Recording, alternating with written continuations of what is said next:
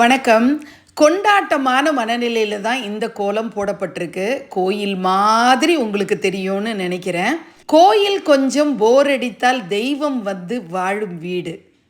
அது எந்த வீடு அப்படின்னா நிர்விக்னலக்ஷ்மி இல்லம் அப்படின்னு பெருமையோட கர்வத்தோட நான் சொல்லிக்குவேன். இது என்னோட வீடு அப்படிங்கிறதுனால நான் இந்த பெருமை பட்டுக்கல.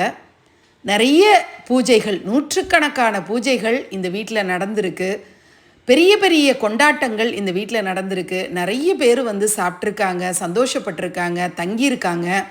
இந்த வீடு கோயில் மாதிரி இருக்குது அப்படிங்கிறத உணர்வு பூர்வமாக உணர்ந்திருக்காங்க. நிறைய வெளிப்படுத்தவும் செஞ்சுருக்காங்க.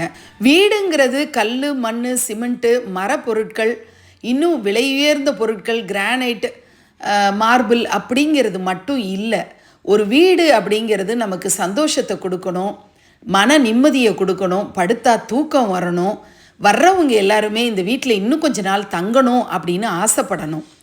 அப்படி இருக்கக்கூடிய ஒரு வீடு தான் நிர்விக்னலக்ஷ்மி இல்லம். நிர்விக்னலக்ஷ்மி இல்லத்தோடைய 15வது பிறந்த நாள் அப்படிங்கிறதுனால கடம்பவன வாசினி நிறைய சந்தோஷங்களை எங்களுக்கு கொடுத்துட்ருக்கிறவங்க இன்றைக்கி ரொம்ப ரொம்ப சந்தோஷமாக இருக்காங்க. அதுக்கு காரணம் அவங்களுடைய மூத்த மகன் இன்றைக்கி வீட்டுக்கு வந்திருக்காரு.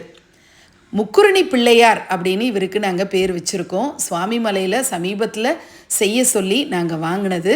பஞ்சலோக விக்கிரகம் பிள்ளையாருக்கு நம்ம வீட்டில் இல்லாதது ஒரு குறையாக தான் இருந்தது. பிள்ளையார் வீட்டில் அவர் பிரதானமாக இருக்கணும்னு மனசுக்குள்ளே தோணிக்கிட்டே இருந்தது. கடம்பவன வாசினி வந்த பிறகு தான் அவரும் வரணும்னு ஆசைப்பட்டிருக்காரோ என்னமோ, அப்படி தான் அவர் வந்து சேர்ந்தார்.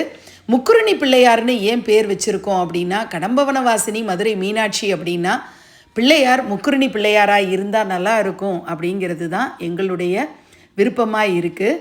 முக்குருணி பிள்ளையாருக்கு மாதம் மாதம் சங்கடகர சதுர்த்தியில் 3 குருணி அரிசியில் கொழுக்கட்டை செஞ்சு என்னால் ஒரு நைவேத்தியம் பண்ண முடியுதோ இல்லையோ, ஆனால் மனசில் ஒரு சின்ன சங்கல்பம் எடுத்துகிட்ருக்கேன். மாதம் 3 குருணி, அதாவது கிட்டத்தட்ட 40 கிலோ அளவு வரும்.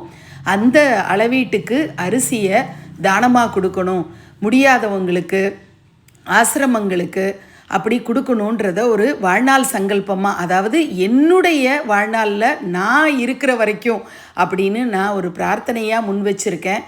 என்னுடைய குலதெய்வம் திருப்பதி பாலாஜியும் கடம்பவன வாசினி பாப்பாவும் இந்த வீட்டுக்கு அருள்பாலிக்கக்கூடிய பிள்ளையாரும் இந்த பிரார்த்தனையை நான் மனசில் எடுத்துக்கிட்டு இருக்கிற இந்த சங்கல்பத்தை நிறைவேற்றணும் அப்படின்னு நான் மனதார பிரார்த்தனை பண்ணிக்கிறேன். நன்றி.